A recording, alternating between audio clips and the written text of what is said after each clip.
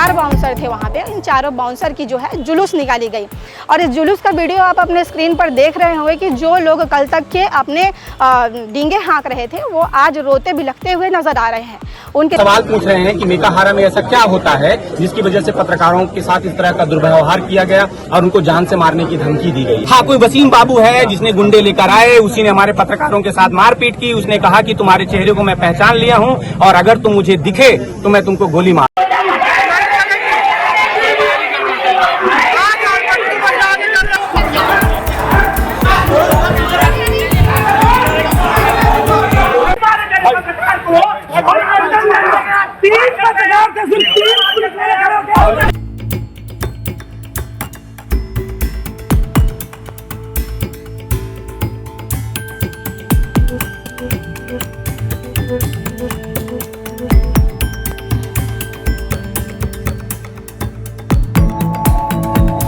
की ओर से मेरे अधीक्षक होने के नाते आप सभी लोगों से सबसे पहले इस घटना के लिए माफी मांगता हूं। संरक्षण देना बंद करो, बंद करो, बंद करो। नहीं चलेगी, नहीं चलेगी। हाय हाय हाय हाय, हाय हाय हाय हाय। बंद करो, बंद करो। नहीं चलेगी, नहीं चलेगी। हाय हाय हाय हाय, हाय हाय हाय हाय। बंद करो, बंद करो, बंद करो। पत्रकार जिसे लोकतंत्र का चौथा स्तंभ माना जाता है, पत्रकार जो हर एक व्यक्ति चाहे वो गरीब तबके का हो, चाहे वो अमीर हो, चाहे वो पॉलिटिकल क्षेत्र का हो, चाहे वो शिक्षा क्षेत्र का हो, किसी भी क्षेत्र में एक पत्रकार की महत्वपूर्ण भूमिका होती है। वहाँ पे जो लोग परेशान होते हैं, जो लोग अपने दुख दर्द या आप बीती जो भी बताते हैं तो उन्हें लोक जगत के सामने एक पत्रकार ही लाता है। पत्रकार अस्पताल में जाता है, अस्पताल में जाके जहाँ अगर वहाँ अच्छा काम चल रहा है तो अच्छी खबर भी लगाता है और अगर वहाँ कुछ गलत चल रहा है तो उस बात को भी सामने लेकर आता है। ऐसा ही एक किस्सा कल बीते रात हुआ। रविवार की रात को कुछ पत्रकार मेकाहारा अस्पताल पहुँचे। मेकाहारा अस्पताल पहुँचने के बाद वे रिपोर्टिंग करने के लिए पहुँचे थे, लेकिन कुछ प्राइवेट बाउंसर के द्वारा वहाँ उन्हें रोक दिया गया। बाउंसर के द्वारा वहाँ रुका गया, उनके साथ में झूमा झटकी की गई, उनके साथ में मारपीट तक की हद पार कर दी गई, कपड़े भी फटे। प्राइवेट बाउंसर जो मौजूद थे वे सीधा पत्रकारों को उन्होंने धमकी दे डाली। पत्रकारों को धमकी देने के बाद पत्रकार बहुत ही ज़्यादा आक्रोश में नज़र आए। आखिर ये जो ज़िला अस्पताल है, जितने सरकार के अंदर आने वाले जो अस्पताल हैं, उन अस्पतालों में आखिर चल क्या रहा है? अस्पतालों में कोई ह्यूमन बॉडी के ऑर्गन्स सप्लाई की जा रही है या भ्रूण हत्या हो रहा है या और भी कुछ गलत काम किए जा रहे हैं? क्या वहाँ के जो वार्ड्स हैं, वहाँ ऑपरेशन थिएटर है, वहाँ कुछ काला धंधा चल रहा है? कुछ भी हो सकता है, लेकिन पत्रकारों को रिपोर्टिंग के लिए रोक दिया गया। पत्रकारों को रिपोर्टिंग के लिए रोका तो गया, लेकिन उन्हें जान से मारने की धमकी भी दी गई। वसीम बाबू नामक एक व्यक्ति जो बाउंसर है और लोगों को बाउंसर भी प्रोवाइड करता है। अब ये व्यक्ति जो था उसने गन के साथ में, गन की नोक पर सारे पत्रकारों को धमकी देते हुए नज़र आया और धमकी देते हुए सारे पत्रकारों को जान से मार देने की बात भी कही। वहाँ 4-5 पत्रकार मौजूद थे जिन्होंने उसका आक्रोश जताया। फिर धीरे धीरे पत्रकारों की भीड़ भी बढ़ती रह गई, क्योंकि जो पत्रकार थे उन्हें मारने की धमकी दी जा रही थी। मारने की धमकी जब दी जा रही थी तो पत्रकारों में भी काफ़ी आक्रोश आ रहा था, क्योंकि पत्रकार जो होता है सच दिखाने के लिए आगे बढ़ता है, चाहे वो किसी भी विभाग का हो, चाहे वो किसी भी क्षेत्र का हो। अब अस्पताल में क्या काला धंधा चल रहा था वो तो अस्पताल वाले और स्वास्थ्य विभाग ही जाने। स्वास्थ्य मंत्री भी जो हैं वो राजधानी रायपुर में मौजूद नहीं थे और सीएम, डिप्टी सीएम वो कोई भी राजधानी में मौजूद नहीं था। सब अपने अपने कार्य को लेकर के बाहर थे। लेकिन कल का जो माहौल था वो देखने वाला था। तस्वीरें आपके स्क्रीन में चल रही हैं, जो स्क्रीन में तस्वीरें चल रही हैं इसमें आक्रोशित जो हैं पत्रकार भी नज़र आ रहे हैं।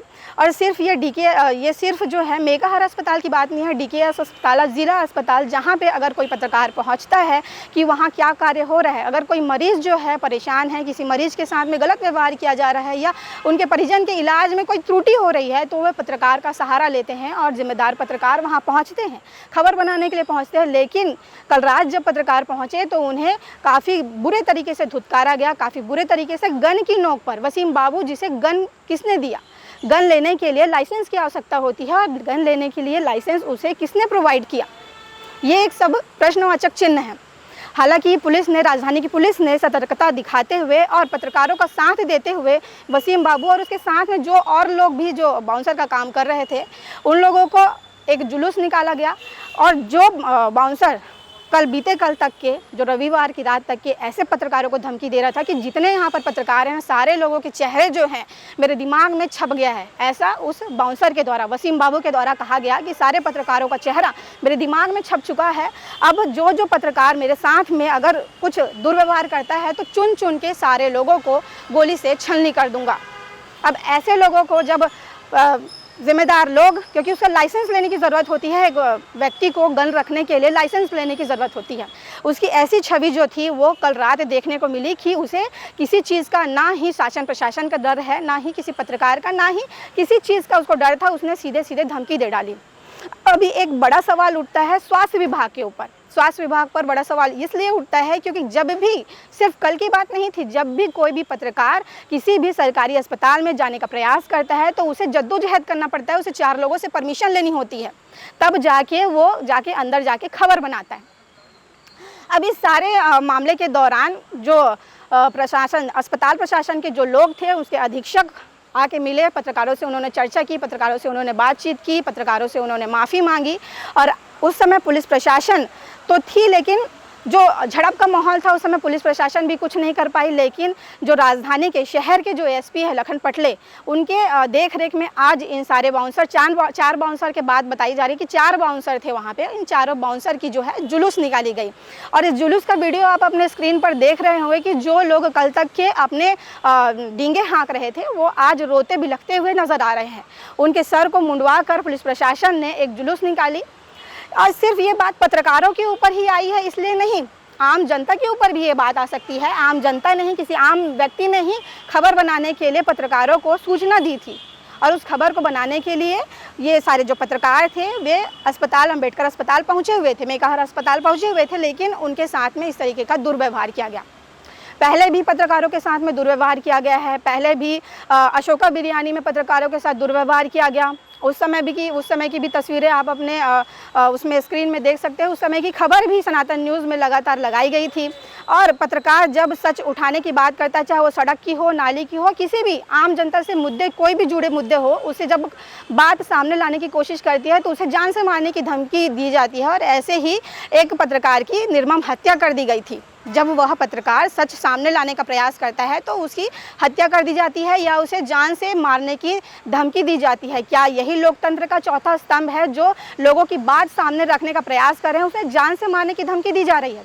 इस विषय को लेकर आप क्या सोचते हैं उसे कमेंट बॉक्स पर ज़रूर लिखिएगा। और जो स्वास्थ्य मंत्री हैं, छत्तीसगढ़ के जो स्वास्थ्य मंत्री हैं श्याम बिहारी जायसवाल, उन्होंने बातचीत हालांकि की। अब कार्रवाई की भी बात सामने आई है। अब आगे देखने वाली बात ये होगी कि पत्रकारों पर क्या लगातार इस तरीके के बात सामने आते रहेंगे। धन्यवाद। इसमें हमने गंभीर धाराओं के तहत मुकदमा दर्ज किया है। 2 एफआईआर हुए हैं, क्योंकि पहले एक पत्रकार वहां साथी गए हुए थे, उनके साथ बदसलूकी की गई, मारपीट की गई, धक्का मुक्की की गई। इसमें एक एफआईआर किया गया है। दूसरा एफआईआर जब उनके साथी दौरान वहां आए और उनसे बातचीत जब कर रहे थे, उसी दौरान उनका जो वसीम है, जो उनका लीडर है, वो वहाँ पर पहुँच गया और उनसे मारपीट कर, धक्का मुक्की करके बंदूक ताना गया था। और इस पर संबंधित धाराओं के तहत मुकदमा दर्ज किया गया है और इनको गिरफ्तार करके माननीय न्यायालय में पेश किया गया है। इनकी सिक्योरिटी जो जो भी धाराएं हैं, यदि इनकी हथियार अवैध हैं तो अवैध हथियारों की धाराओं के तहत, क्योंकि हम तो वही लगाए हैं। अभी 25-27 आर्म्स एक्ट है, इसमें यही है। क्योंकि उनको हमने जब लिखा तो उनके पास उस समय कोई लाइसेंस नहीं था। बाद में यदि लाइसेंस पेश किया जाता है तो हम लाइसेंस निरस्तीकरण की कार्रवाई के लिए लिखेंगे। जो भी वैधानिक कार्रवाई है पुलिस सख्ती से करेगी। बातचीत हो रही है, तो क्या आप ये सरकार की ओर से इस तरह का हमको आश्वासन दे सकते हैं कि पत्रकार इस प्रदेश में मारे नहीं जाएंगे? कम से कम जो है उनको कोई गोली मारने की इस तरह धमकी तो नहीं दे पाएगा? निश्चित रूप से जो भी पत्रकारों को गोली मारने के लिए बोलेगा या गोली मारने का प्रयास करेगा वो मिट्टी मिला दिया जाएगा। पत्रकारों के साथ हम हैं। ठीक है, हम कल का इंतजार कर रहे हैं। चलिए ठीक है सर, हम कल का इंतजार करेंगे आप लोगों की कार्रवाई का।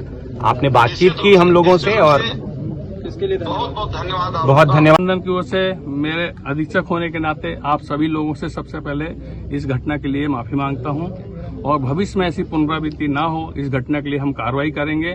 और जो अगर व्यक्ति जिसमें जो शामिल हुआ है उसके ऊपर पुलिस प्रशासन से भी लगेगा, शासन लेवल पे भी तो हम कार्रवाई करेंगे।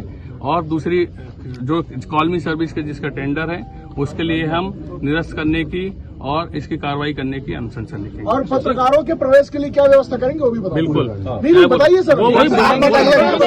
कैमरे के साथ आप लोगों से आपकी व्यवस्था के अनुसार हम लोग सब लोगों से सब लोगों से मेरा आप लोगों से सुनिए अभी प्रिंट मीडिया वाले भी हैं, इलेक्ट्रॉनिक मीडिया वाले हैं, सब लोगों से मेरा निवेदन है आप लोग जरूर आइए, है ना। पत्रकार के प्राइमरी किसी भी जो मरीज के संबंध में अगर जानकारी लेने आते हैं आप लोग आइए, प्राइमरी इलाज हो जाने दीजिए, उसके बाद आप लोग बड़े आराम से लीजिए, जानकारी लीजिए, हमें कोई आप इसकी सूचना गेट में देंगे क्या? जो लोग बिल्कुल गेट बदतमीजी बिल्कुल बर्दाश्त नहीं की जाएगी, बिल्कुल बर्दाश्त नहीं की जाएगी, आप बता दें। बिल्कुल बर्दाश्त।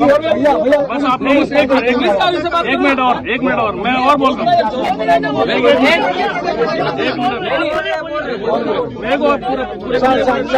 मैं आप लोगों के मेरा निवेदन भी है आप लोगों से कि निवेदन है आप लोग खुद अगर आते हैं, आपकी ऐसी घटना होती है, परिजन आते हैं, आप 2 परिजन को बाहर गेट पे ले जाएं, आराम से उसकी जानकारी ले लें, प्राइमरी मैनेजमेंट हो जाने दीजिए, फिर आपका मरीज का भी संबंध इलाज अगर डॉक्टर जैसे हमारी पुलिस बयान लेने आती है डॉक्टर के पास में कि संबंधित मरीज बयान देने के लायक है कि नहीं है, तो डॉक्टर अगर लिखता है कि अगर वो देने लायक है तो लिखते हैं कि हाँ देने लायक है, नहीं देने लायक तो नहीं देने।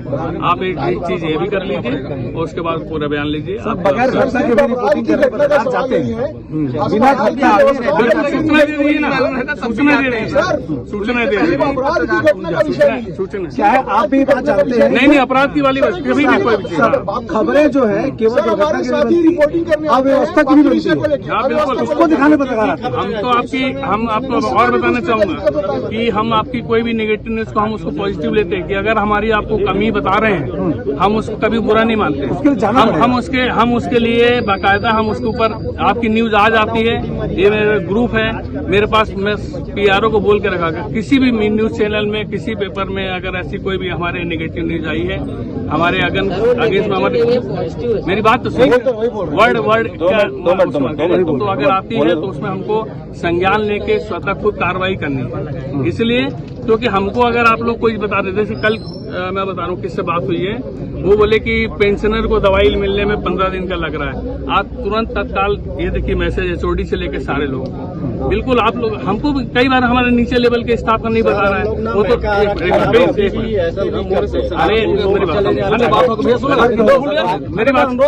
अरे मेरा भी अनुरोध 2 मिनट और देखिए बहुत ही दुर्भाग्यपूर्ण है ये कि हमको CM हाउस तक आना पड़ा है अपने लिए न्याय मांगने के लिए और अपनी सुरक्षा मांगने के लिए। हमारे पत्रकार साथी जो है रिपोर्टिंग करने के लिए गए थे यहाँ के अस्पताल में, जो भीमराव अम्बेडकर अस्पताल है, वहाँ पर सुरक्षा कर्मियों द्वारा, सुरक्षा गार्ड के द्वारा जो है उनको गोली मारने की धमकी दी जा रही है कि अगर आप अंदर घुसे तो आपको हम गोली मार देंगे। हम बार बार इनसे अभी हम यही मांग कर रहे हैं और यही सवाल पूछ रहे हैं कि मेकाहारा में ऐसा क्या होता है जिसकी वजह से पत्रकारों के साथ इस तरह का दुर्व्यवहार किया गया और उनको जान से मारने की धमकी दी गई। और हम वहां पर शांतिपूर्ण तरीके से अपनी बात रख रहे थे, हम चाह रहे थे कि वहां के अधीक्षक आकर इस मामले में अपनी बात रखें, सफाई दें और क्यों ऐसा हुआ ये कारण बताएं, लेकिन वहां पर हमारी कोई सुनवाई नहीं हो रही थी। वहां पर न पुलिस हमारी सुनवाई कर रही थी, उल्टे पुलिस के संरक्षण में, पुलिस के साथ में, पुलिस के खड़े होने के बावजूद जो गुंडे हैं, जो अपराधी हैं, जो वहां पर जो इस तरह का कार्य कर रहे थे, वो पत्रकारों को मारपीट कर रहे थे, पत्रकारों को धमका रहे थे वहां पर। तो हम न्याय की मांग करने के लिए, न्याय की गुहार करने के लिए हम CM हाउस आए हैं और ये बहुत ही दुर्भाग्यपूर्ण है। मैं बार बार कह रहा हूं कि हमको न्याय मांगने के लिए, अपनी जान की सुरक्षा मांगने के लिए CM हाउस तक आना पड़ रहा है। उसके पहले हमारी समस्या का कोई समाधान जो है वो नहीं निकल पाया। कुछ पत्रकारों को चोटें भी आई है, कुछ पत्रकारों के सर तक फाड़ दिए गए हैं। बिल्कुल, वहाँ पे पत्रकारों बता दो, वही पत्रकारों के साथ मारपीट, गुंडागर्दी की गई है वहाँ पर। गुंडागर्दी की गई है। क्यों की गई है? मैं बार बार यही सवाल पूछ रहा हूँ कि क्यों की गई है वहाँ पर? ऐसा क्या होता है मेकाहारा में? मेकाहारा में ऐसा क्या हो रहा है? क्या वहाँ पर जो अपराधी की जो जेलों में बंद अपराधी हैं उनकी अय्यासगाह बन गई है मेकाहारा, या मेकाहारा से हम लोग की तस्करी होती है, बच्चों को बेचा जाता है, या किसी की दर्द की कहानी बताने में दिक्कत हो रही है किसी को? क्यों ऐसा हो रहा है मेकाहारा में? हम बार बार इसी बात को कह रहे हैं कि मेकाहारा में ऐसा क्या है जो बार बार इस तरह की घटना घटती है।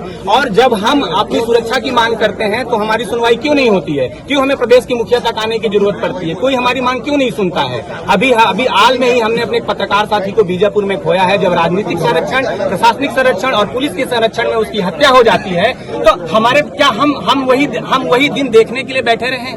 हम अपनी जान की सुरक्षा की मांग भी ना करें?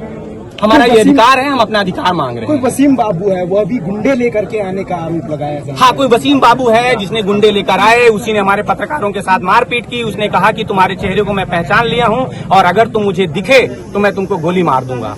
अभी क्यों इतनी हिम्मत आ रही है किसी व्यक्ति में? रायपुर राजधानी के अंदर अगर ये हाल है पुलिसिंग का और गुंडे किस्म के लोग, अपराधी किस्म के लोग, इनको लाइसेंस जिनको दे दिया गया है, वो लोग अगर पत्रकारों के साथ इस तरह की धमकी कर रहे हैं जानबूझ के, आम आदमी का जीना किस तरह का होगा? अभी कब तक यहाँ रहेंगे? क्या कुछ बातचीतें हुई है? देखिए, हम मांग कर रहे हैं पुलिस प्रशासन से, यहाँ पे एसपी साहब भी आए हुए हैं। हमने उनके सामने अपनी बात रखी है कि कोई जहाँ ये घटना हुई है वहाँ के अधीक्षक आकर इस मामले पर अपनी माफी मांगे कि उनके प्रीमाइसेस पर यह घटना हुई है। दूसरा, हम सरकार की ओर से आश्वस्त, जो कार्रवाई होनी है, पुलिस की जो कार्रवाई होनी है, जिन धाराओं में होनी है, जो घटना हुई है उसको लेकर पुलिस अपनी कार्रवाई करे। और दूसरा ये कि सरकार की ओर से हमको आश्वस्ति दी जाए कि पत्रकार छत्तीसगढ़ में सुरक्षित हैं और वे निर्भीक रूप से अपना काम कर सकते हैं। उन्हें कोई गुंडा गोली मारने की कम से कम धमकी तो नहीं देगा। इस आश्वासन को मांगने के लिए हम सीएम हाउस के सामने बैठे हैं। ठीक है।